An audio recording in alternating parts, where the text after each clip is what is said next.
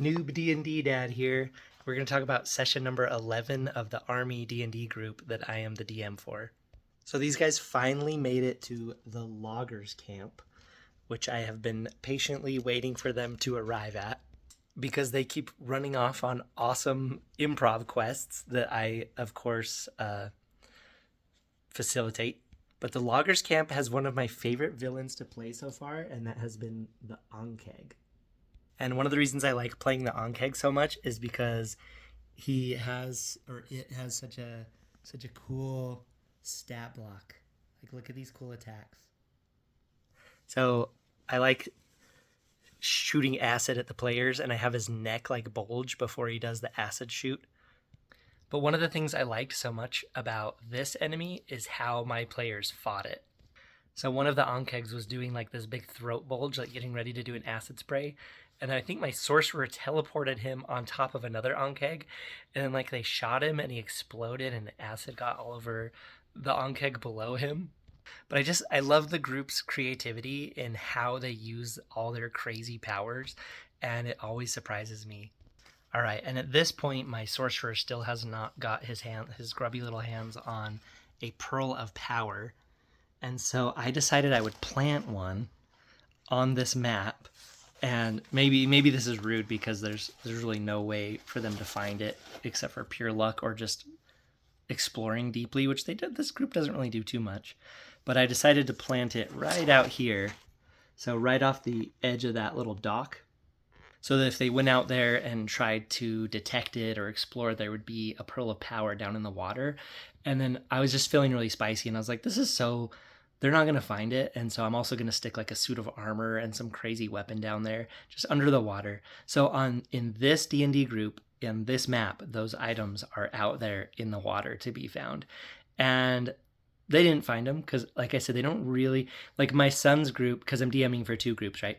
So my son's group, they'll turn over every stone. They're looking for everything. But this group, they really want to hit the objective, look around really quick, and then kind of move on. So they didn't find it, and I didn't lead them to it. But one thing that maybe I did lead them on to, I didn't really mean to, but so after they defeated all the ankhegs in glorious, gory fashion, I decided to have... So they were taking a long rest, right? And so during the night watch, so every once in a while I'll ask them, okay, who's on watch first? How's this going? Just so I can see if they have like a night watch plan. And then during the night watch, I'm like, you see this like boar watching you, right? Because remember, the boars are actually the transfigured anchorites of Talos, the half-orcs. And so there's a boar watching them in the woods. And my friend like makes note of it. And then he decides to tell everybody in the morning, and then they track it out into the woods. And so they track it for several hexes. And I have them roll like I think it's a nature or survival. I can't remember what the check is, but they have to succeed on a special roll to track these prints from hex to hex. And they track it all the way back to the woodland manse. And I'm like, man, you guys are just supposed to take this mayor's guy and take him back to town. But I'm trying so hard to not railroad the group that I want to provide little triggers and things. And yeah, it's my fault if they go running off the reservation, but I want to just let them make the choices. And so they follow this boar all the way back to the woodland manse, and they just see this huge building, and they're just like, maybe we should go drop this guy off. And so then realistically, I'm like, this guy would know about Falcon's Lodge. So they were here, and then they tracked the boar all the way over to the woodland manse. And then while they're there, looking at this huge place that they don't know if they're ready to fight, the guy that they were supposed to rescue from here is like, let's go back here. And so then they end up leaving him here. So they end up just getting that quest kind of early. But it works, and it's just fun to see the kind of little triggers that they'll follow. And sometimes I'll throw out triggers for them to follow that I don't even know where they lead, and I'm like, okay, if they follow it, I'll have to hurry and discover where it goes.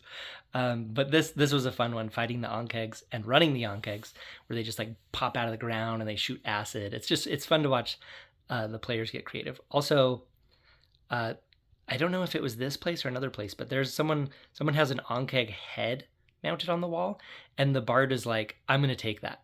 And so in their inventory, they have an ankheg head. So the party has once again just continued out questing north and has not gone back to Phandalin. And I'm like, okay, they're going to go back to Phandalin. They're going to encounter the dragon, right? Because I rolled the random dice to be in Phandalin. And so the dragon's in Phandalin in this campaign at this time. And I'm just waiting for them to go back to Phandalin so they can have that encounter. And they just keep doing quest after quest after quest. And I'm like, all right, well, eventually when you get back to Phandalin, the dragon's going to be there waiting.